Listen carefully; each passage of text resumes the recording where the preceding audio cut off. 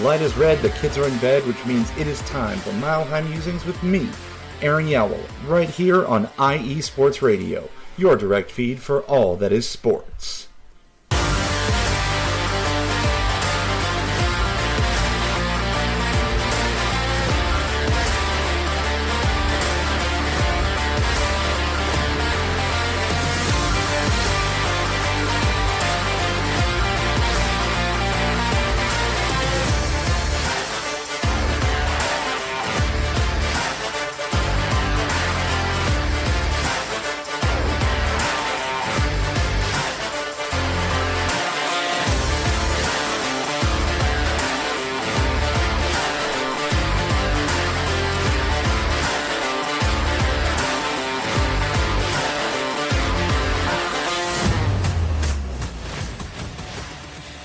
What's good, sports fans? Not us.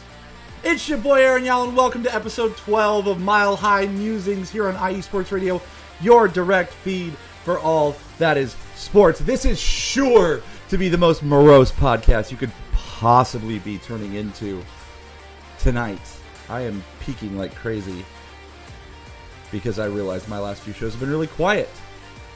So let me get that adjusted as I welcome you in to episode 12, Mile High Misery.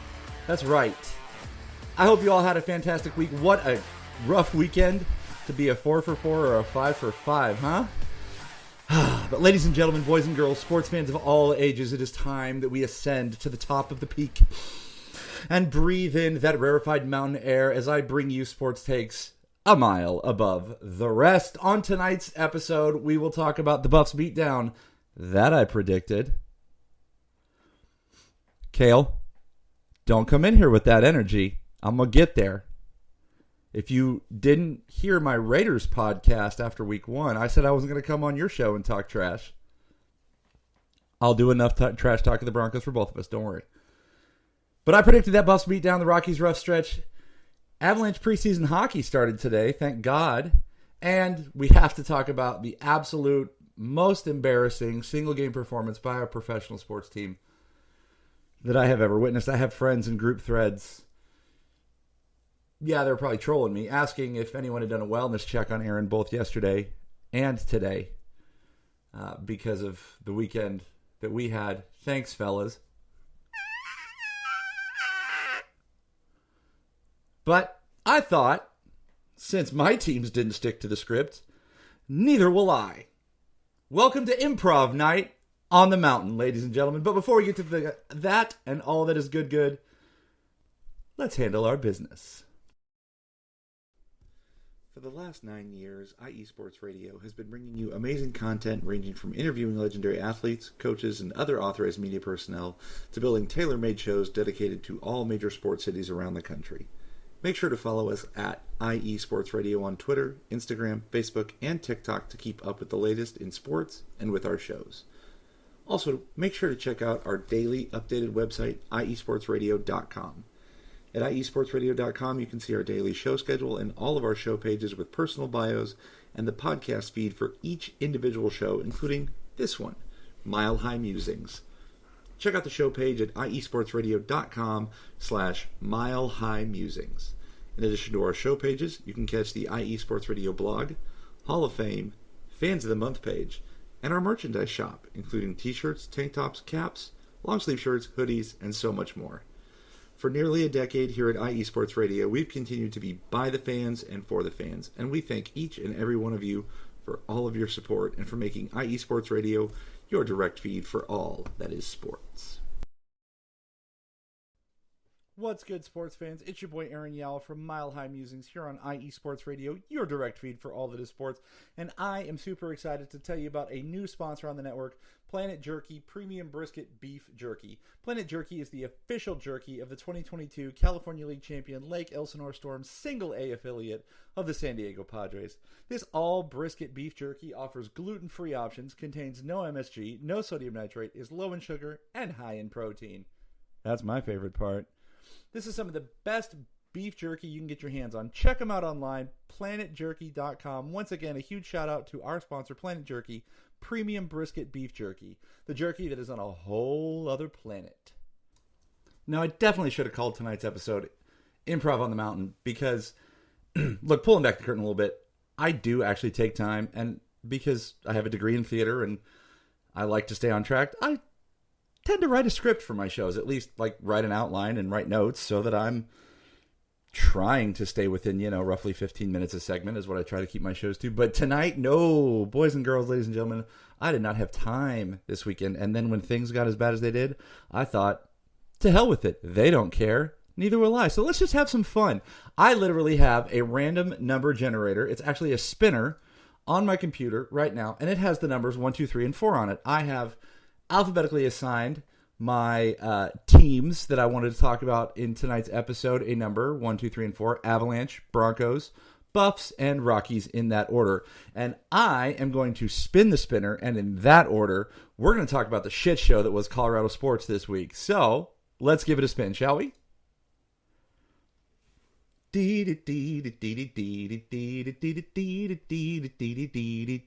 my spin music.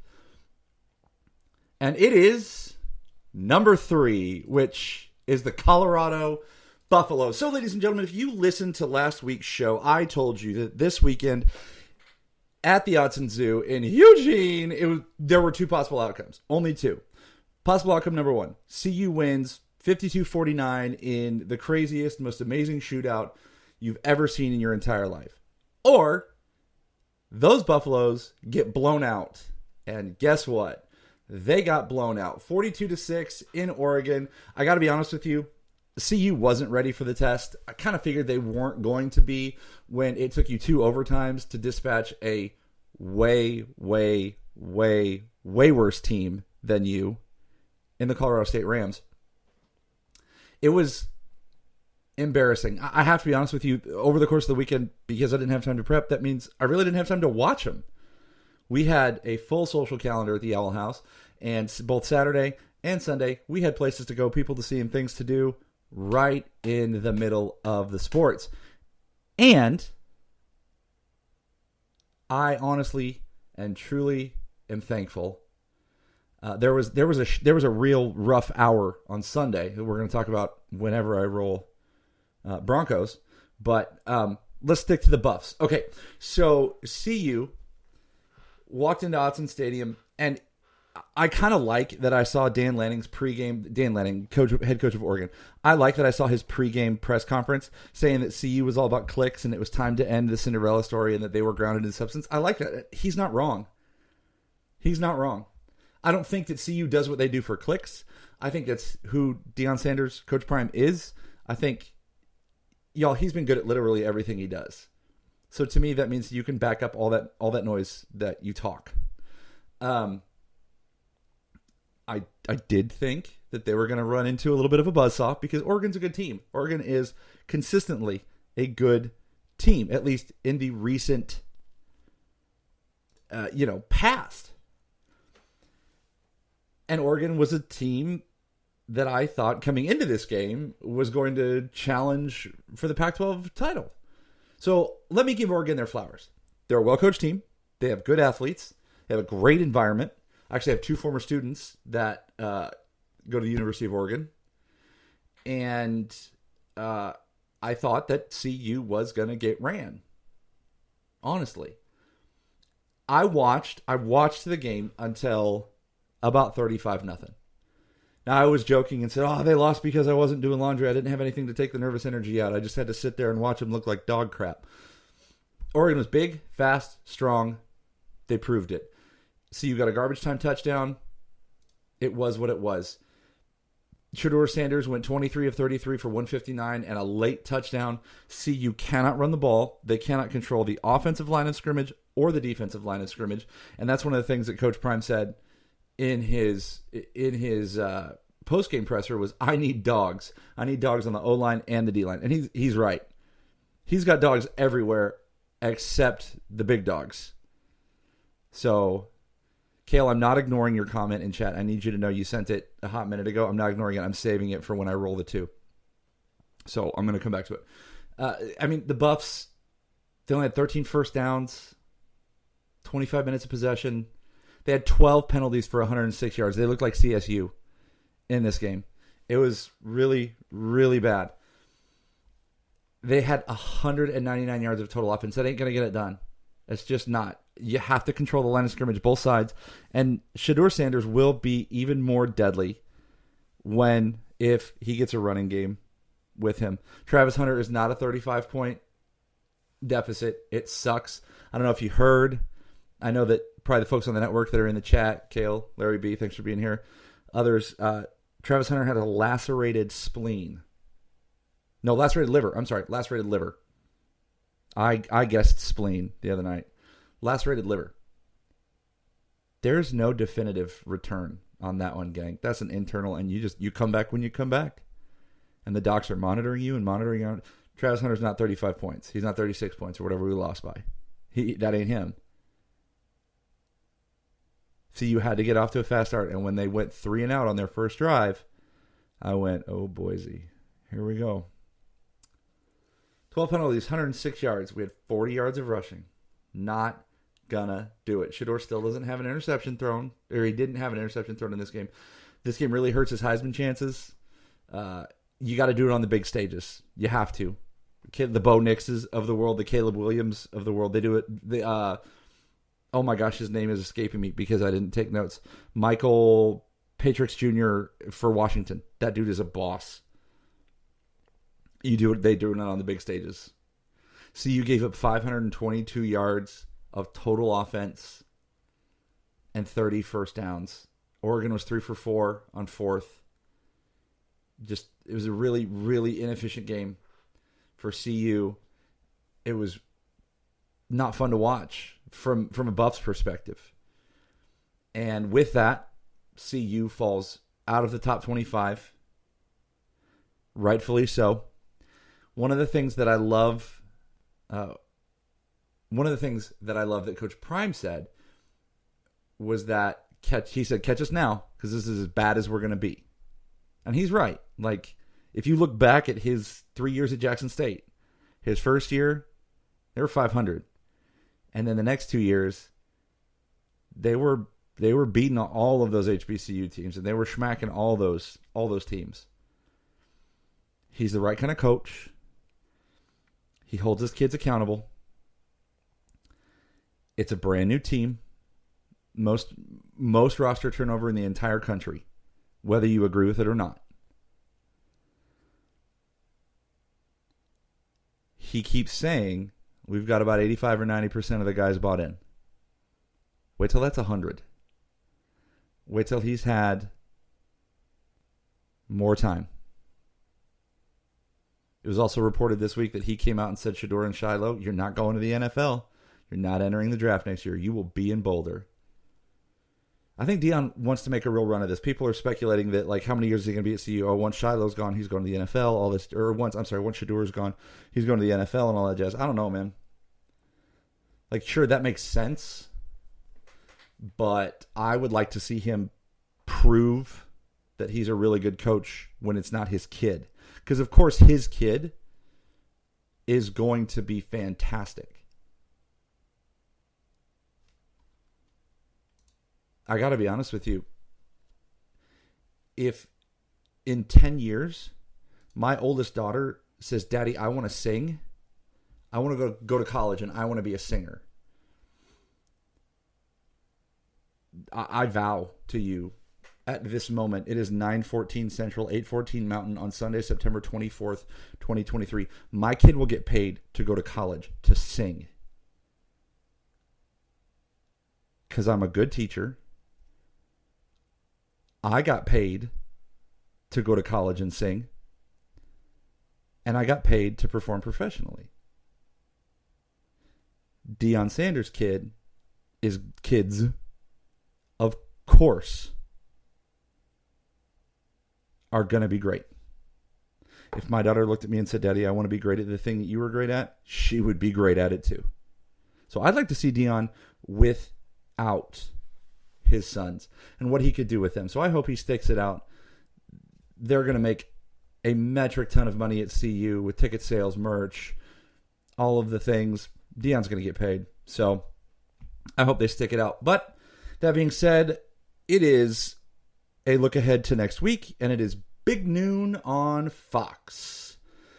The USC Trojans come into Boulder. Trojans are in the top 5. They probably fell out. I think I remember seeing the AP. They dropped and Washington went up. But, you got Caleb Williams coming in. Buffs are looking to bounce. It's at home. And I got to tell you, 42-6, yes, the points are way different. I have way more faith in Coach Prime after a loss than I do with the Denver Broncos after a loss, which we're going to get to. See, I can't even get through one segment that's not about them without dunking on them. I always thought as a coach, whether I was a football coach or as a basketball coach, if your kids are riding the high, it's good to get hit in the mouth every once in a while because it really shows you what your kids are made of. I think that CU overlooked CSU. They played like crap, gave them a chance. They decided they were better at the end. I think CU was riding that. I think CU was kind of riding that high at the beginning. They got hit in the teeth. Oregon's a well-coached team, a very good program, a historically good football school. I say historically, but like really the last 10 years, they've been a force to be reckoned with. I think they could be a playoff team this year. Bo Nix is a good quarterback. He's the most experienced quarterback in FBS. They ran into a buzzsaw. I think at the end of the day, it's really, really, really going to pay off for them. Larry B., welcome. We hate the Raiders. Sorry, yes. But we hate the Broncos right now, too. Even with all the things considered. In this house, we praise the Lord and cheer for them Denver Broncos. Yeah. I pray for the Denver Broncos, at least, maybe. But that's going to do it for the Buffs. Let's take a break, and on the other side, let's spin the wheel, baby. You are listening to Mile High Musings here on IE Sports Radio, your direct feed for all that is sports.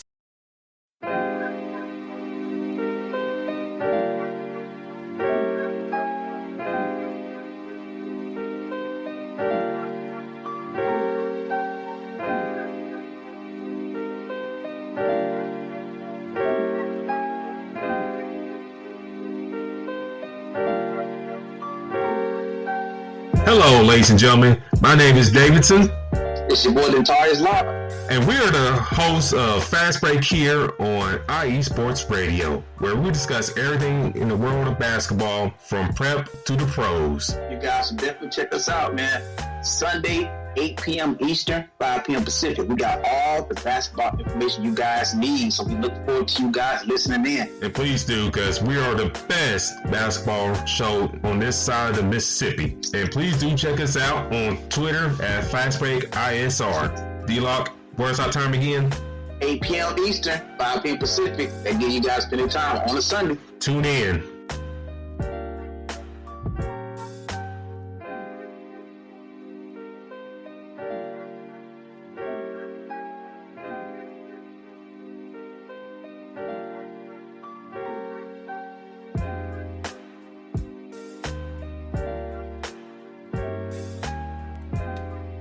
Do check out Fast Break. They were on right before us tonight. 6 p.m. Mountain on Sundays. You are listening to Mile High Musings here on IE Sports Radio, your direct feed for all that is sports. Don't forget to give our show a follow on Twitter X at Mile High Musings _IESR. Chat, I'm glad you're here. Kale, you are right. I also have faith in Sean Payton. I do think the previous regime not only screwed up the contract structure and the roster construction, but they also just let the wrong kind of culture live in the locker room. And that is absolutely something that I've been harping on over the last, I don't know, since when did I do that pod with you, Larry B? That Sean Payton's got to come in and change the culture. And once that is changed, the Broncos will be a force to be reckoned with.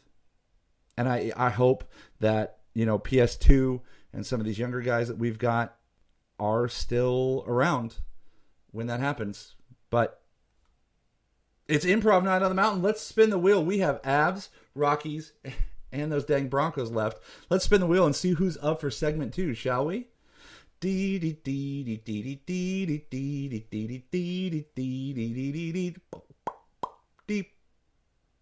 is the Colorado Avalanche. Let's talk Avs hockey. All right, so the Avs open the preseason this afternoon, 2 p.m. Mountain.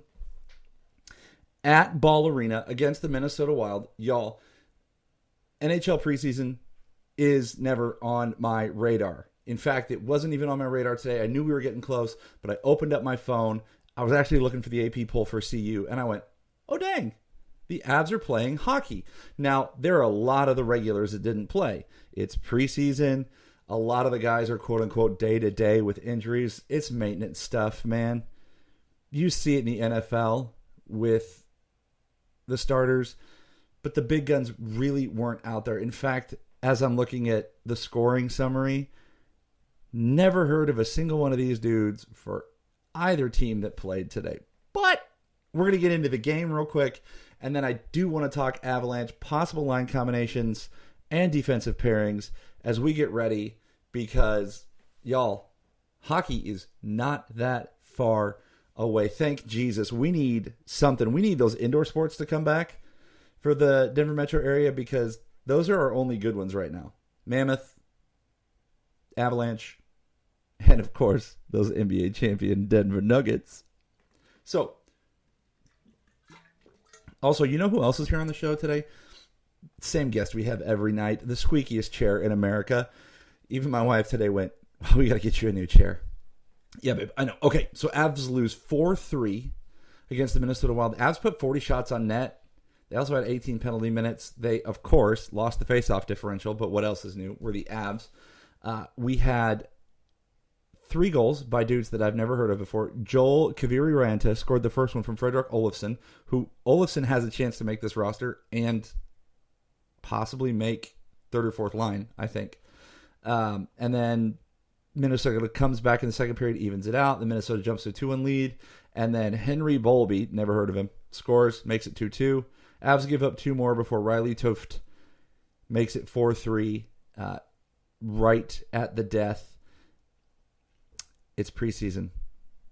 Like, I got to be honest with you. That's one of the, Avalanche preseason, Nuggets preseason are preseasons I care the least about. You got 3, they only have 3 preseason games. We have 17 days until opening night. Thank God. Oh, thank God. Y'all, thank God. Oh, thank God. And that first week we have 2 games. Oh. But let's talk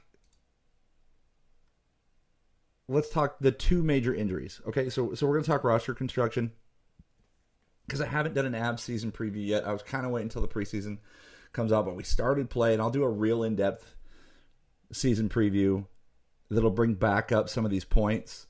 But we got to look at the 2 major injuries for the roster. Number 1, captain, my captain. Landeskog still out. Chris McFarland is hopeful that he'll be back for the playoffs. Should we get there? I'm not. I think, much like Peter Forsberg back when I was a kid, I think we may or may not have seen the Swedes' last games as an Avalanche, which, sucks. He's the longest tenured captain. There have only been 4 captains of the Colorado Avalanche. That blew my mind. Joe Sakic, Adam Foote, Milan Hajduk, and Gabriel Landeskog. I think he's played his last game as an Avalanche player.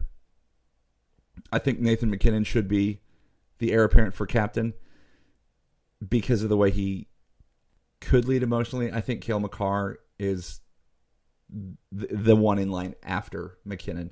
We're going to get there. And then the other major injury that we're dealing with right now is number 2 goalie. I don't like saying backup in the NHL, especially nowadays, because they've really gone to a 2 goalie, a stable, 2 goalie system. But our number 2, Pavel Francouz, a.k.a. Frankie, all reports is that he's dealing with a really bad groin injury that's going to keep him out definitely for the beginning of the year, and they're not really sure how long. And that's a problem because Frankie is really good when he gets in there. Georgiev stood on his head and played lights out, like number 2 in almost every single statistical category for goalies in the NHL last year. 2 or 3, depending on if Connor Hellebuck was actually playing. So Frankie's injury and the captain's injury is something that we're going to talk about. And I want to go ahead and take a look at what could be the makeup for our Colorado Avalanche as we go into the season. So, of course, if you don't know hockey, and I know that some of my listeners, like my day-to-days, my everydayers, they don't know hockey like I do. When the Avs moved 95-96 from Quebec, I was in. I was bought in, baby. And I have this little bit of an obsessive personality where I will find a thing and I will latch onto it and I will be that nerd and I will learn everything about it as much as I can, because sometimes I like to be the smartest person in the room, or at least sound like it. Probably why I have a podcast. And so I say the next things, not trying to insult anybody's intelligence, but I know there's somebody out there who's listening to this show that doesn't know this. Professional hockey, you carry 4 lines of forwards, 3 defensive pairings. That's the thing. And then you have your goalie. Okay? So let's go through what I think the potential lines are going to be for the Avs. I'm looking at a roster building these, and then I'm also taking into account other podcasts that I listen to, like Locked On Avalanche, which is actually really the only one I listen to, and it is an everyday stop for me. Kyle Sullivan and Chris Maselli do a really good job over there on the Locked On Network, and I think that they have insightful takes about this team. So, line 1, Nathan MacKinnon at center. Hello. Lehkonen at left wing, Rantanen at right wing. It's your line 1 from last year. Some people are speculating that the Avs want to split up MacKinnon and Rantanen to even out the scoring. You could. But you also don't have to, because we went ahead and addressed some depth issues this year. And I think a couple players are going to work out. And if Big Val can pull his head out of his butt, I think we're going to be okay. So, line 1, MacKinnon, Lehkonen, Rantanen, boom, done. Nathan MacKinnon, my favorite player on the roster. He's so good. Y'all, he's so good. I know everybody loves the casual NHL fan, or the new to NHL fan loves them some Connor McDavid.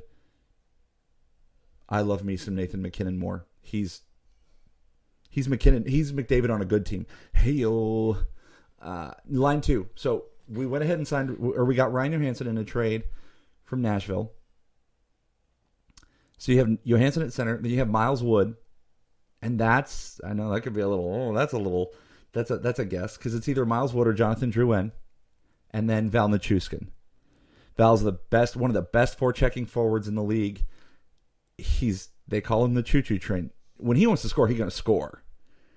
So if Wood and Nichushkin, or Drouin and Nichushkin, want to put pucks in the net, I think we're going to be okay. I think line 2 is going to be good. I like that combination. You've got grit. Johansson's got some leadership on that. I think it's going to be good. Line 3, Ross Colton, new acquired from the Devils.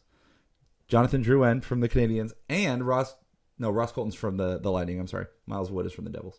And then you've got former Devil Tomas Tatar. He's a veteran. He 100% knows his role. He knows he's going to come in. He's going to play on the third line. Probably penalty kill on this. He can put some pucks in the net if we need him to. But you've got almost 2 straight lines there that have never played together and never played on this team. Now, a lot of people are like, well, dang, that's kind of scary. I'm in. Coach Bednar's a good coach. And we needed that new blood after last year and after that terrible Game 7 exit against Seattle and just fighting the injury bug. Y'all, we just need depth. We kind of needed warm bodies this year. And we got some good warm bodies. So, line 1, MacKinnon, Lehkonen, Rantanen. Line 2, Johansson, Miles Wood, Val Nichushkin. Line 3, Ross Colton, Jonathan Drouin, Tomas Tatar. And then line 4, and this is where I've got some more variants, because like I said, you can swap Miles Wood and Jonathan Drouin. Ride the hot hand. Coach Bednar's good at doing that. Line 4, Andrew Cogliano, Frederick Olofsson, and Logan O'Connor. Logan O'Connor was playing third line stuff last year. LOC needs to be on the fourth line. I think LOC could score if you're talking about going fourth line against fourth line. I think that's where LOC could get some points. I think if Olofsson's not working out, the acquisition from the Stars, I think you could move Dennis Malgin in there, because Malgin is very fast. He played well. He's small, but he's gritty. And then this all hinders on whether or not Cogliano, who broke his neck in the playoffs, is ready to go. If Cogs isn't ready to go, I think you can put Olofsson and Malgin are listed as centers. Malgin didn't really play center last year, but you could put Olofsson at center, Mulligan at left wing, LOC at right wing. It's not the bruiser fourth line that maybe hockey fans think of. I think it's a workhorse. I think it's a blue-collar fourth line, which I think the Avs need. They need a Seattle. They need a Seattle fourth line. Because Seattle just didn't give a crap who's on the ice, and they just wanted to win every 50-50 puck, and they wanted to beat you to the puck, and I think our fourth line could do that. I really do. And then let's talk defensive pairings. These are pretty simple, I think. Number one, there's no doubt in my mind. Cale Makar, Devon Toews. There's no doubt in anybody's mind. The best defensive pairing in the NHL. Full stop. Come at me. Whatever. I really think the Avalanche need to get a deal done with Toews. I'm so willing to get rid of Sam Girard. And we're going to talk about Sammy G in a minute. But Toews needs to be locked up. Because if Toews comes back, I think Toews could also be your captain. If McKinnon just says, no, I don't want it. I'm cool with being the A. I just want to lead by my play. Devon Toews could be your captain. I think he is such a good Robin to Cale Makar's Batman. He can play on power play 1 if Makar's hurt. He can quarterback power play 2 if they're not going with Byram. They need to get Devon Toews locked up. I said in last week's episode, I think it was last week's episode, maybe 2 weeks ago, look out for news in the very near future about Toews' contract. They said, they being both the Avalanche and Devon Toews, they want to get it done before this season. Well, they got 17 days to figure something out. I want him back. Defensive pairing 2, Bowen Byram and Josh Manson. After you get past our third best defenseman, I don't like our defensive groupings. Because I think our best 3 defensemen are Cale Makar, Devon Toews, and Bo Byram.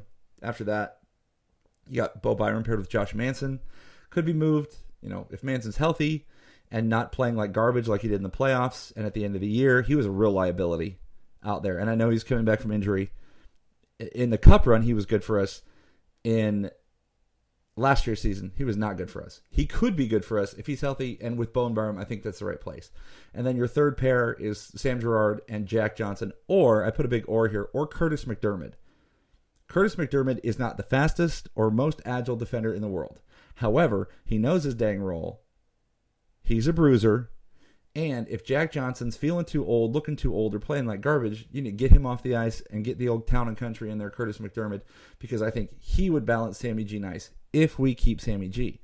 I'm telling you, I would be willing to move on from Girard to sign Devon Toews. I think it needs to happen. We also have some veteran players like Jack Aiken and Corey Schooneman. Where do they fit in? They're defenders we have on the roster. I don't know. Where do those guys fit in? Do they win a roster spot? Do they beat out somebody like Jack Johnson or Josh Manson in camp and in preseason? That'd be cool. I'm loving the new blood, so I'm in on that. And then goalie, of course, Georgiev is our number 1. Like I said, Frankie's hurt. Pavel Francouz is hurt. So, are we in the market for number 2? Doesn't sound good for Frankie. We could just roll Justus Annunen out there. We currently have a rookie, Arvid Holm from Sweden, on the roster. I don't know. Could be a way to go. I've lost all interaction because I started talking hockey, and it's something I love. And, where's Adam when I need him? But coach has called timeout. Let's take a break. On the other side, we will spin the wheel, baby. You're listening to Mile High Musings here on IE Sports Radio, your direct feed for all that is sports.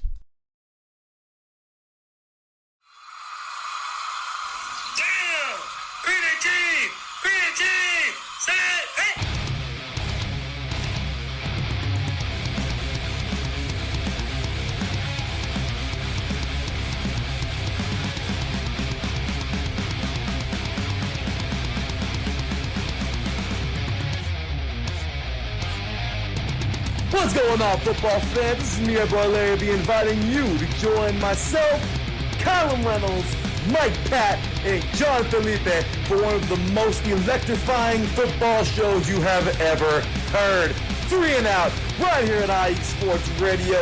Recap of the week before, a preview of what's to come, and of course, 3 hardcore head-to-head prime-time face-offs each week. You don't want to miss it.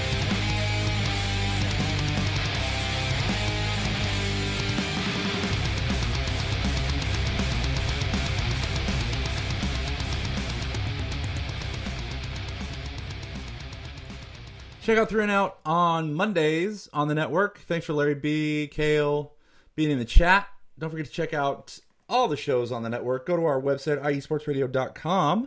If you're getting this on Apple Podcasts or Spotify, do us a favor and leave a review. I noticed that my show, I don't know why, maybe it was my grandmother's phone, shout out Gigi, didn't show up in her feed. I don't think my show's been that bad the last couple weeks. Don't need to drop me, Apple. Come on now. But we're back. We got to spin the wheel. Y'all, if this random number generator, this random wheel spinner on the internet leaves it so that the Broncos are my last segment, all my network friends, listen to me now and hear me later. You better tell everybody on the network to get on because it's going to get real spicy. But let's spin the wheel. Let's see where we get.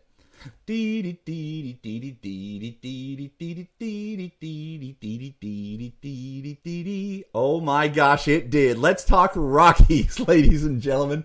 Let's talk about the Colorado Rockies, and that means our Denver Broncos are the last segment. So, as I said in the open, the Rockies had a rough schedule. The Rockies, in fact, are on a 7-game losing streak. Woof. They went on the road to play at San Diego and at Chicago this week. Monday, Rockies in San Diego lose 11-9. San Diego jumped on the Rockies. At one point, it was already 11-3. Rockies tried to make a game of it late, but they had dug themselves in too deep a hole. Taryn, thanks for being here. Oh my gosh, Taryn's in. He knows the football spice is coming. Charlie Baseball went 2 for 4 with a run and 2 RBIs. Nolan Jones, pod favorite, went 3 for 5 with 2 runs, 2 RBIs, and a homer. And Brendan Rodgers went 3 for 4 with a run and 2 RBIs. I'm telling you, the same guys that I've talked about every single week in Rockies Review, they're producing. I listen to Locked On Rockies. I like the Locked On shows because it's people doing what I do for fun as their job, but they only have to focus on one team. It's rat bastards. Paul Holden, the host of Locked On Rockies, is talking about how the Rockies need to sign Charlie Blackmon to at least a 1-year, if not a 2-year extension. I think 1 year is realistic. 2 years might be a stretch. But I talked weeks ago about Charlie Blackmon being the veteran presence for this young core, Charlie and the Kids, or whatever, the way that it was Todd and the Toddlers. So I vote for Charlie Blackmon coming back. 11-9. Then they go ahead and drop a 2-0 game against the Padres, which to me is more like a game against the Padres in Petco. Not a great hitter's ballpark. You're good, Taryn. I've done the drop once. Haven't done the Broncos segment yet, so you know your favorite drops are coming. But 2-0, it was, the Padres scored 2 runs in the 9th to win the game in the Tuesday game. Rockies were pretty boring. Nolan Jones, pod favorite, went 1 for 2. Brendan Rodgers went 1 for 4. Charlie Blackmon pinch hit and went 0 for 1. Brenton Doyle was 0 for 3. Just, a real, true pitcher's duel on Tuesday the 19th. And then the Rockies go ahead and lose 3-2 on Wednesday. Rockies were up 2-1 in this one. Gave up 2 in the 7th. Could never get any offense going. Brendan Rodgers, homer in the 1st. He went 1 for 5. Homer, RBI, run, solo job, right? Nolan Jones, friend of the pod favorite, 2 for 3 with a run. Ryan McMahon, 2 for 3. Ezekiel Tovar, 2 for 4. They were getting people on base. They just couldn't do anything about it. And Chase Anderson went 6 in the 3rd. He gave up 5 hits, 2 earned runs. He only had 2 walks, but only 3 strikeouts. He got the loss because he gave up the only 2 runs that mattered for the Padres in the 7th. So series was over at that point. And the Rockies had themselves a travel day. Thursday was a travel day up to Chicago and historic Wrigley Field. Rockies opened the series at Wrigley on Friday, losing 6-0. Again, 6-0. Not a lot to report here. Brendan Rodgers 1 for 3. McMahon 1 for 4. Elias Diaz 2 for 4. Ezekiel Tovar 1 for 3. Nolan Jones, pod favorite, held hitless. Charlie Baseball held hitless. not a great look for the Rockies on that one. Turnaround Saturday, lose 6-3. We actually had this one. We were up 3-1 all the way into the fifth, up 3-2 in the fifth. Cubbies tie it in the sixth, 3-3, and then they get 1 in the seventh, 2 in the eighth to pull it out. Charlie Baseball 0 for 5, Brendan Rodgers 0 for 5, Nolan Jones, pod favorite, 1 for 3, KB 1 for 5 with a run. Ezekiel Tovar was the only bright spot, 3 for 4 with a run. Just Rockies are feeling that the end is near. And today, a day game, loss number 99. Thank God we're not the first team to reach that 100 loss mark. Thank you, Kansas City. Thank you, Oakland. Chicago White Sox are right there with us. But Rockies lose 4-3. Rockies are up 2-1 in the third on this one. Up 3-1 the end of the top of the sixth. And then the Cubbies go for a 3-run sixth to make it 4-3. And then they shut the door. B-Raj 1 for 4 with a homer and 2 RBIs. Nolan Jones, pod favorite, 1 for 2 with a solo home run. Nothing to really report therein. Just really rough. Lost 99 on the season for the Rocks. And as we look ahead, 4-game set with the Dodgers. A doubleheader on Tuesday. We've got a game on Wednesday, game on Thursday. And then the Rockies welcome in the Minnesota Twins to finish out the year Friday, Saturday, and Sunday. It's crazy that as I look ahead in the schedule that we are almost to October. I guarantee you that on Tuesday the Rockies reach loss 100, maybe even 101, which I didn't want us to see, but Rockies very well could be 100. And, they could have 107 losses on the year. Maybe they steal one from Minnesota. I'm not sure. Dodgers are already clinched, so maybe they'll just bring the JV guys in or something. I think they will probably give the Rockies their 100th loss and then not really care. But I hate the Dodgers, so it is what it is. I don't hate the Dodgers. I don't hate anybody. Right now I hate the Broncos. I hate their defense. I don't hate anybody. I don't like playing the Dodgers and the Padres and the Giants all the time. That's why in the realignment stuff that we did this summer, I said I'd like for the Rockies to be in the NL Central. But I'm tired of it. And that is going to do it for our Rocky segment, which leaves me about 15 minutes to talk about literally the most embarrassing game I have ever watched in my entire life. So before we get to those Denver Broncos, and yes, my NPR voice, let's take one more break. You're listening to Mile High Musings here on IE Sports Radio, your direct feed for all that is sports.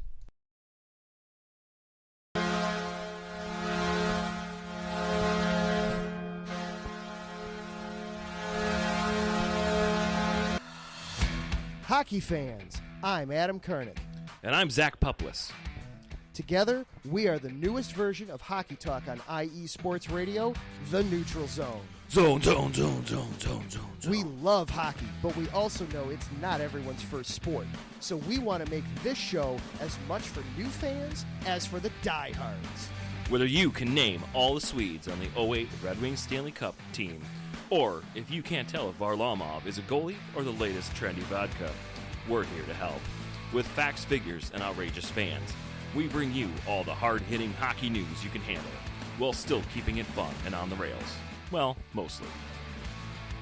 So tune in every week as we go around the hockey world, from college to Canada, the minors and the majors, and everywhere in between. So bring your cellies. And your one-timers. You wicked wristas. And be sure to protect your five-hole. Catch the Neutral Zone every week on IE Sports Radio, your direct feed for all that is sports. We promise not to pick on the Arizona Coyotes every episode.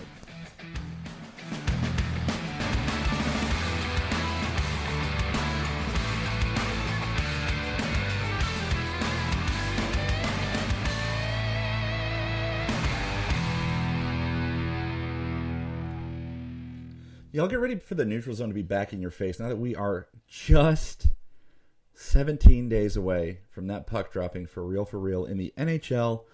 I am so excited to listen to that show. I got a chance to listen to Fast Break tonight. They were talking Northwest Divisions. When I saw that, I jumped on, had to give it a listen because they wanted us to rank the Northwest Division.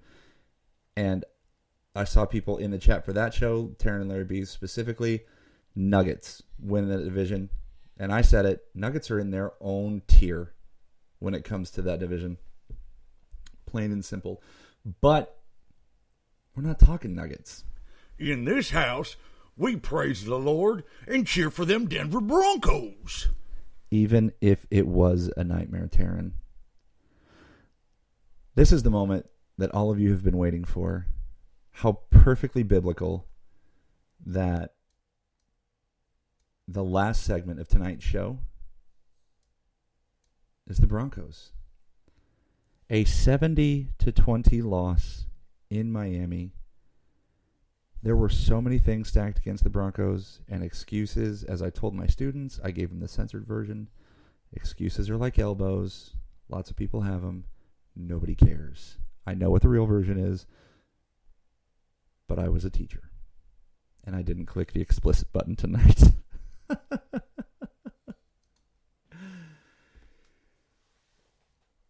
I was embarrassed. I almost didn't do the podcast tonight because I am so embarrassed to be a Denver Broncos fan right now. I thought that I had reached the bottom of my embarrassment, the lowest of lows, when I first moved to Dallas and Josh McDaniels was the Broncos head coach and Tim Tebow was our quarterback. I thought that was as low as we could get. And then today happened. I need you to know that right at the beginning of the second quarter, when Tua threw the no-look shovel pass, and I know he looked, but then he looked away. When he threw that dirty no-look shovel pass, out loud, with my family there, I went, we have no business being on the field with this team. It's going to be real bad. This is going to be real bad.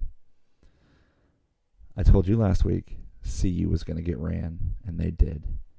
There was not one version of this game that I watched today that played out like this. That was a John Madden NFL video game score. That is what I do to my nephews on Madden when they run their mouths. And that's what happened to the Broncos.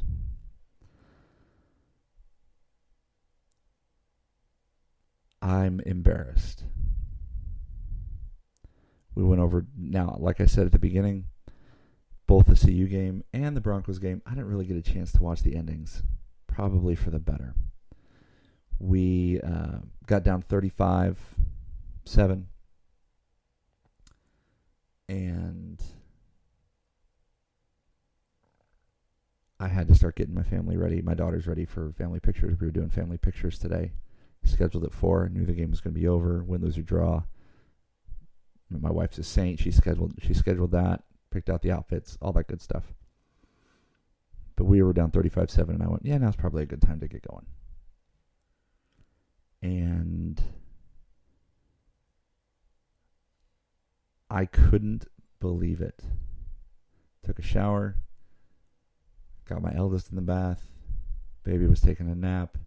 Got out, and I was like, I got to go put gas in the truck. We wouldn't make it to our destination. Got to put gas in the truck real quick. I ran up the street to the gas station. Come back. Could not believe it. Now, here's the thing.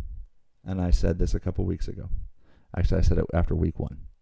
I'm never, ever, ever, ever, ever going to come on your podcast or your Twitter or whatever and talk trash.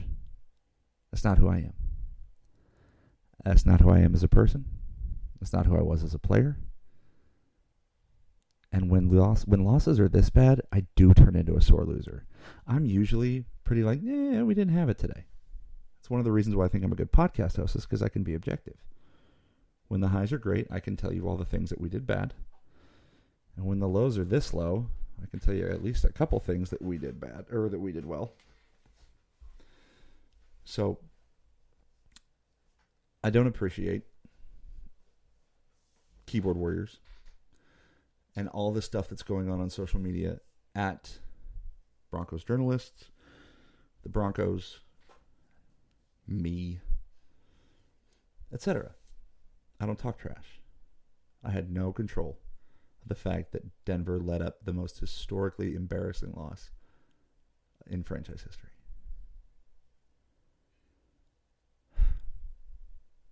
Now, I'm also not one for giant knee-jerk reactions. I believe in the process. And this is the one time today that I have thought about the Roman Empire. No, I do not think about the Roman Empire all the time. This is my one for the day. Rome was not built in a day. You cannot expect this Broncos culture to be turned overnight. It's like I said to Kale in the chat earlier. Broncos not only have to fix roster and contract construction, they have to fix the culture.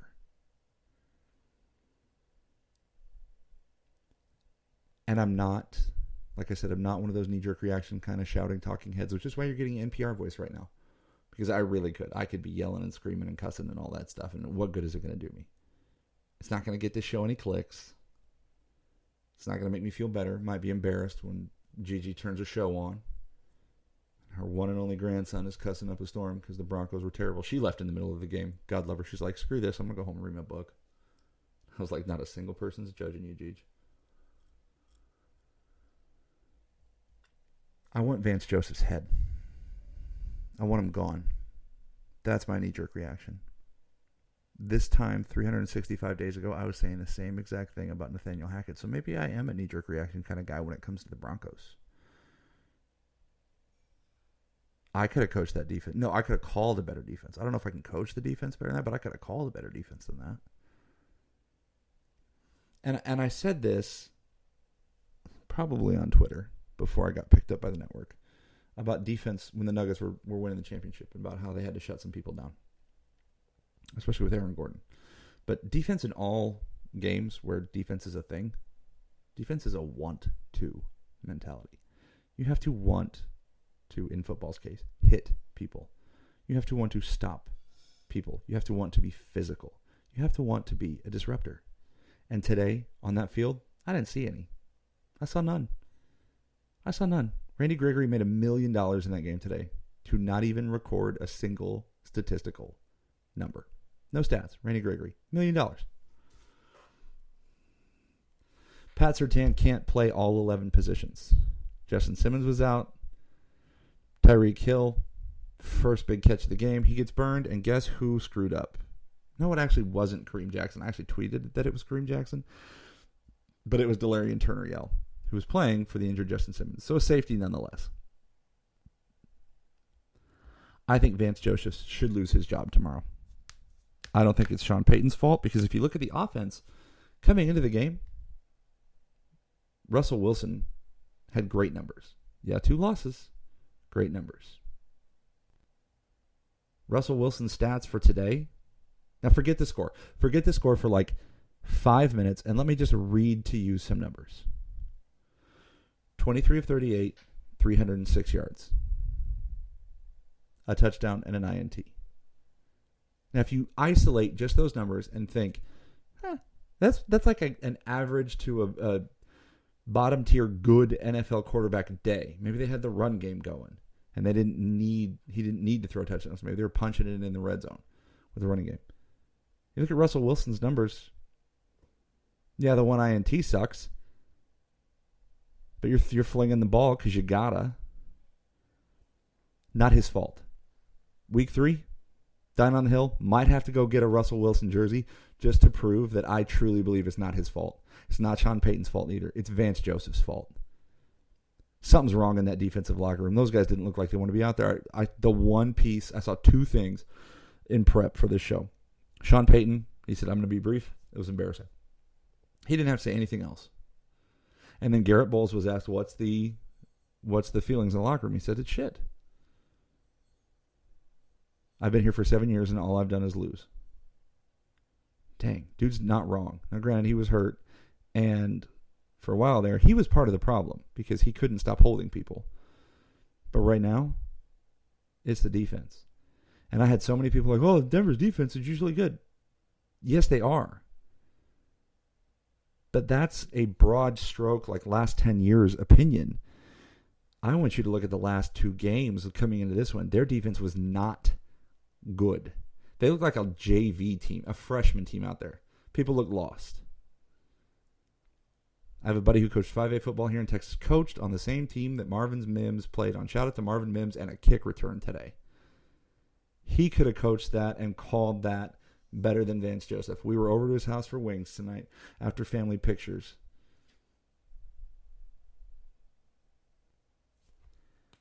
And I was like, Matt, do you want to go coach them? They need help. You could have done a way better job than that. So I said that you don't need to come on my podcast and talk trash. You don't need to hit me up in the comments in Twitter and talk trash in the football dads, the fantasy football dads group thread that I'm in, where we give each other grief. And most of the guys I know. And that's okay. I got to be honest with you. I'm okay with a little bit of ribbon if you're my friend. If we're cool and we have an established rapport, or if I initiate it, if I initiate how bad my team is, read the room. Toe those waters, but don't go overboard because I'll drown you. One of the guys that I've known for a couple years was like, has anybody done a wellness check on Aaron? As I was typing, don't even start, not one word. Because I knew it was coming, because in that group chat are some Kansas City Chiefs fans. And one dude, who I don't know very well, starts throwing out these memes of people laughing and rolling on the floor. And I'm pretty sure the commissioner of the league, who's a friend of mine, who I respect, I think he respects me, pretty sure he pulled him aside in a different private chat and was like, yo, you don't know Aaron. I'm fine with losing. You know what? I did a lot of losing as a kid. I played on some really bad teams growing up. I also played on a couple good teams growing up. And I had nothing to do with that 70-20 loss. But when you start telling me, before I ask your opinion, how bad the Broncos are, that's when I become a sore loser. I'm a well-educated, well-versed man. And I have watched that team my entire life. I have watched football my entire life. And I need no help. I need no help seeing how bad they were. They were embarrassing. I hope Vance Joseph loses his job. And I hope one of the defenders in that locker room is turning every player into a Jim Henson puppet this week. Somebody needs to step up. They need one of those old school player-only meetings that we used to hear about years and years ago that we don't hear about anymore. But we need it because that was just abysmal. And I never, ever want to see that again. I got to be honest with you. If they don't go after Vance Joseph tomorrow, I'm going to lose a lot of faith. And I've said this before, and I'll say it again. Right now, I have more faith coming out of a loss in Coach Prime and the Buffs than I do with those Broncos, because it's not just Sean Payton's fault. It's definitely not Russell Wilson's fault that they lost today, and I really don't think it's Sean Payton's fault. He's working really hard to change a culture that was garbage. But it is the defensive coordinator and those position coaches that need to look at themselves in the mirror. And that's the other thing. You have been playing, this is at the players too. You have been playing for so long with your name on the back of your jersey. You just embarrassed your name, your family name, and that name on the front. So all those men, those professionals, they need to check their damn selves this week. Could be an exercise in futility, because next week we play the Bears, and they were god-awful against the Chiefs today. So we'll see. But ladies and gentlemen, that is going to do it for us tonight. I hope you enjoyed the NPR segment of this show, where I got real serious, because right now, I hate the Denver Broncos. I'm still going to love them when I wake up, because that's sports. But you've been listening to Mile High Musings. Don't forget to check us out online. All of the things. Check us out on social media, the website. Check out all the shows on the network. Taryn, Larry B., Kale, thanks for being in the chat. Everydayers, thank you so much for checking us out. Leave a review and a 5-star rating if you could. But until next time, a big old mile-high salute to you. Darren Yell signing off from the top of the mountain. Stay good, sports fans.